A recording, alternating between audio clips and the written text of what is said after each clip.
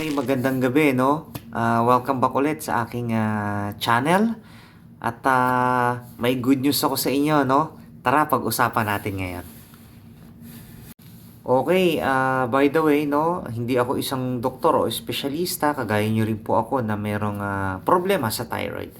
Okay, good news nga pala guys, no? Kailan ako huling nagpa-check up noong January tapos kahapon, April 30, chinek up ako. Awa ng Diyos, normal po ang aking mga result. Yung mga cholesterol, mga, ano pa to, yung sugar. Tapos itong uric acid, no, sa atay natin, sa bato natin, okay naman po lahat. Tapos yung gamot ko na levothyroxine, 100 mcg pa rin from Lunes hanggang Linggo. Hindi binago ni doktor, nakapako pa rin sa 100 mcg kasi nga everything is good. Wala naman siyang nakitang problem, ultimo sa heart rate, sa respiratory rate natin, everything is fine, no? So sumunod lang talaga tayo sa check-up at yun nga, sikreto rin talaga dito yung discipline, no? At saka yung consistency natin. Hindi po pwedeng bumubuti ka, kaya ayaw mo na magpa-check up, no? So, mali naman yung ganun. Kaya dapat tuloy-tuloy. Napaka-crucial kasi talaga ng ating check up. Kasi minomonitor dito yung ating TSH level. To think na yung ano ko, no, yung mga FT4 halos wala naman na yan kasi nga yung thyroid naman natin hindi naman na nagpa-function yan mula nung nag-radioactive iodine tayo. Pero so far okay naman yung management, no, yung pagte-take ko ng hormone ng levothyroxine. So wala akong nagiging problem kasi nga namo-monitor lagi, di ba? So, ayun nga, nabanggit nga rin ni Doc na ano bang ginagawa mo na maintain mo na ngayon yung ano mo, no, yung normal cholesterol level, yung uric acid level. Ganito, ang tinitingnan ko kasi talaga dito yung weight ko. Lagi ako nakamonitor sa weight ko. 75 ako last time. Ngayon, 77 ako. Nagdagdag ako ng 2 kilo, pero muscle po yun. Kasi 5 months na po akong nagwe-weightlifting. Hindi ako naka-enroll sa gym, no? Meron lang ako dito sa bahay na pares ng dumbbell. So, pinakamabigat ko na, 12 kilos sa kaliwa, 12 kilos sa kanan. Ganun-ganun lang naman ako, pero binabawasan ko rin naman yun. So, naghuhulma tayo ng muscle at mas nakakatulong yun, no, na mag-breakdown po tayo ng mga cholesterol sa katawan at saka mas nagiging aktibo tayo. Hindi naman ako matagal magbuhat. Inaabot lang po ako ng 30 minutes hanggang 40 minutes sa weightlifting. Tapos andyan din po yung ano, no, yung aking walking.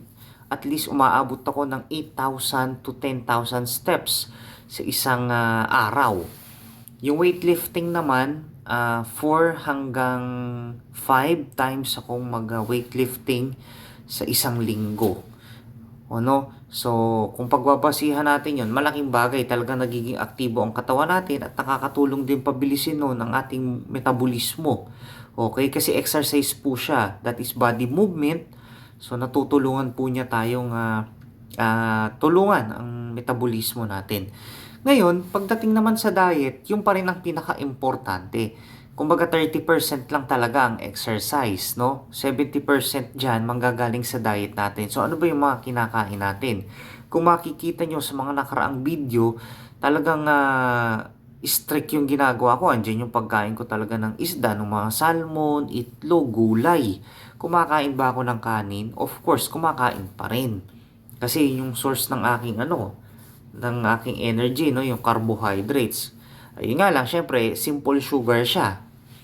Pero in moderation, po pwede naman. Okay?